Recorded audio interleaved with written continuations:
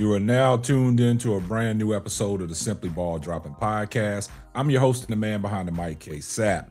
Well, man, guys, we got to talk about it, man. We got to talk about Jerry Jeudy, man. There's a lot of concerns and a lot of people in the media talking about Jerry Jeudy is in on it with Kevin Stefanski on sabotaging Shedeur Sanders and not wanting him to succeed. But we're going to talk about it all right after this.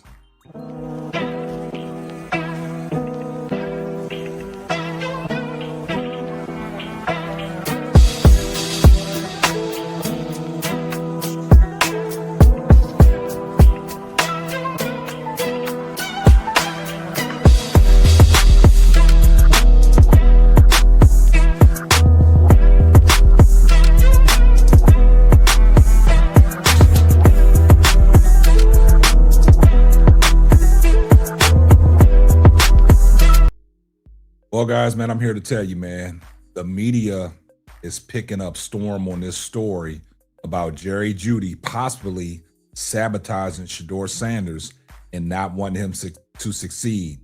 Now, we all know Jerry Jeudy's, man. Jerry Jeudy is a wide receiver for the Cleveland Browns, and Jerry Jeudy's Cleveland tenure this year has not been going so great. Jerry Jeudy has been under fire ever since he had a blow up with Shedeur Sanders on the sideline when they played against the San Francisco 49ers. Now, we all know Shedeur Sanders has took over the starting job for the Cleveland Browns in these last 4 games. He's 1-3 in the last 4 games. And Shedeur Sanders is out there doing everything possible on what he can do with what he got. But when you have some suspect plays like from Jerry Jeudy, a lot of people are saying that Jerry Jeudy is in on sabotaging Shedeur Sanders alongside Kevin Stefanski. Now, ever since Shedeur Sanders has taken over the starting role for the Cleveland Browns, Jerry Jeudy's whole demeanor has changed. Even in the post-game press conferences, Jerry Jeudy just don't look like, he's enthused about the questions they're asking him. He's giving these one-word answers. Now, I'm sitting there and looking at Jerry Jeudy's body language. Something is off between him and Shedeur Sanders. The blow up on the sideline against the San Francisco 49ers, that was made a big media news circus. Everybody talked about it. Shedeur Sanders handled the situation well. Jerry Jeudy elaborated on it a little bit more, but Shedeur Sanders put out the fire. And then we saw the next game against the Tennessee Titans where Shedeur Sanders threw a touchdown pass to Jerry Jeudy, which covered 60 yards. But outside of that, Jerry Jeudy has not really done anything for the Cleveland Browns. Now, we all know Jerry Jeudy is on a contract year, playing for another contract, but with the way he's playing, who's going to sign him to a big-time contract?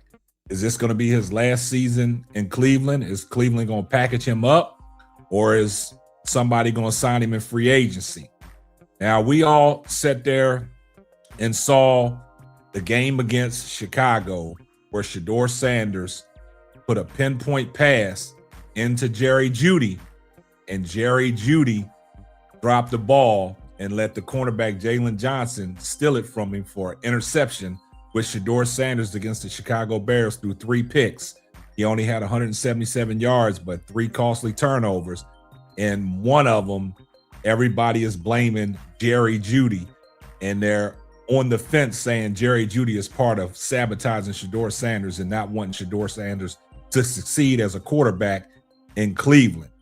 Now, I got some audio that I want to play you, listening to Asante Samuels, and he's talking about Jerry Jeudy's possibly sabotaging Shedeur Sanders and not wanting him to succeed.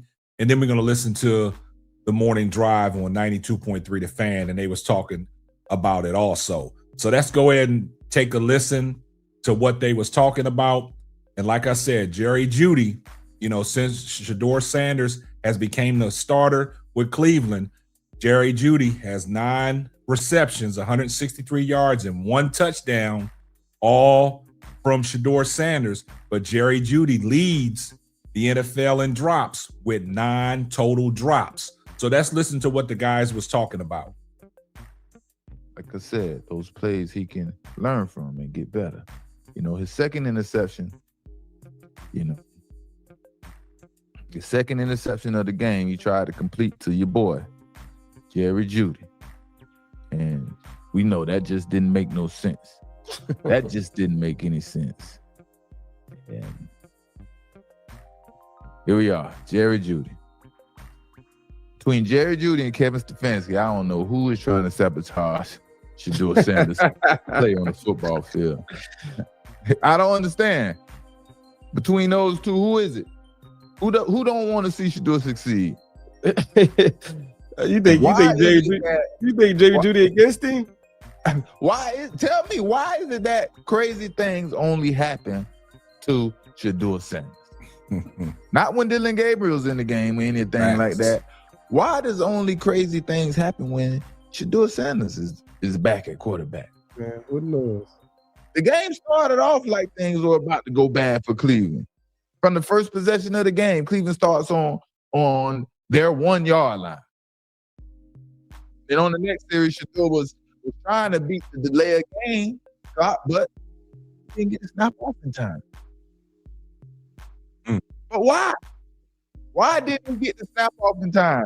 And why was he battling, trying to get the snap off fast enough to beat the delay of game call? Why? I'm gonna show you why right now. Allison.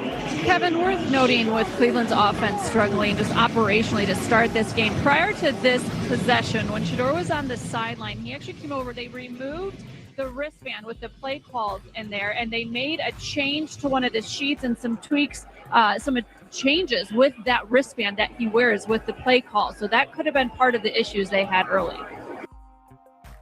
Now you heard what they had to say, man. Now let's take a listen to what the afternoon drive was saying over there at 92.3 The Fan. You can definitely tell whether somebody is a supporter or a hater based off the Jerry Jeudy touchdown throw. The Jerry Jeudy interception play, because they do that. Yes, because people and the idea that I would count that play, like I think we get this idea of teams just go, oh, Shedeur had 3 interceptions,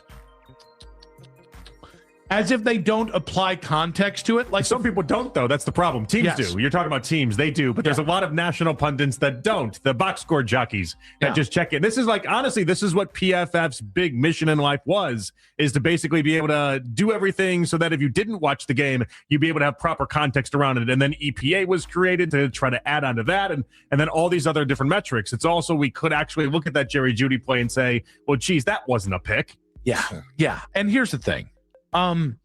It's one thing for Jerry Jeudy to have, because it's a quintessential Jerry Jeudy drop, right? It hit him right in the numbers. Couldn't have hit him any better. And like, you could not throw that ball any better if you're Shedeur. It was a Shedot. It was. It was an incredible play. After the Isaiah Bond play, by the way, that it could have been a sequence that we would have looked back and been like, that's a hell of a drive. Yes, and that would have been something we could have taken away from an abysmal game of, hey, that we still had that drive. That's the kind of stuff we need to see, yada, yada, yada. But I will tell you, it's bad enough that Jerry made that play for the Bears defense.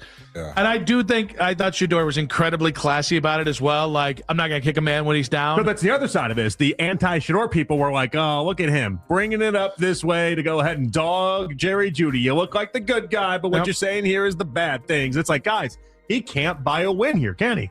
So here's the first. And so that's what we heard from Shedeur, right? Not going to kick a man when he's down. He knows we got to have that play, right? Yeah. So here's the first answer from Jerry Jeudy on the Sanders INT to him.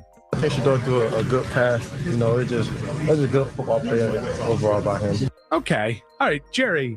By him, he means the defender right there, right? Yeah. The words, Jerry, are, I got to catch that. Just so we're clear. No, but if it's murky, you see, people that don't like to take responsibility, if it's murky, they're never going to lean towards the side of, hey, that's on me. That's my bad. I messed up there. It's funny in life. There's a lot of people that'll step right up to do that, and the people that won't, they'll never do that. In fairness, he didn't blame the media.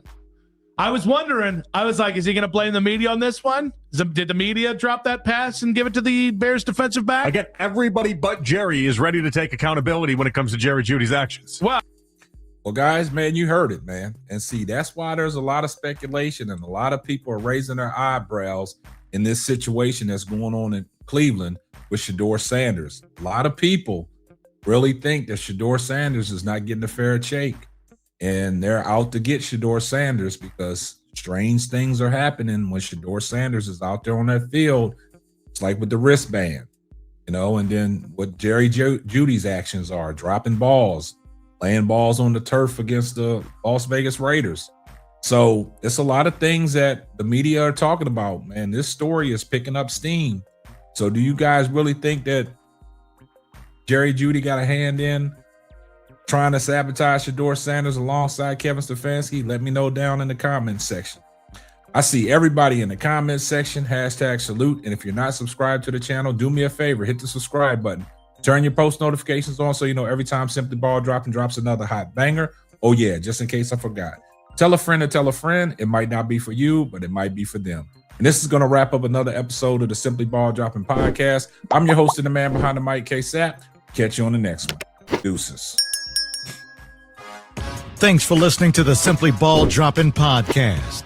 Be sure to subscribe, like, and share on all major platforms. That's all, folks.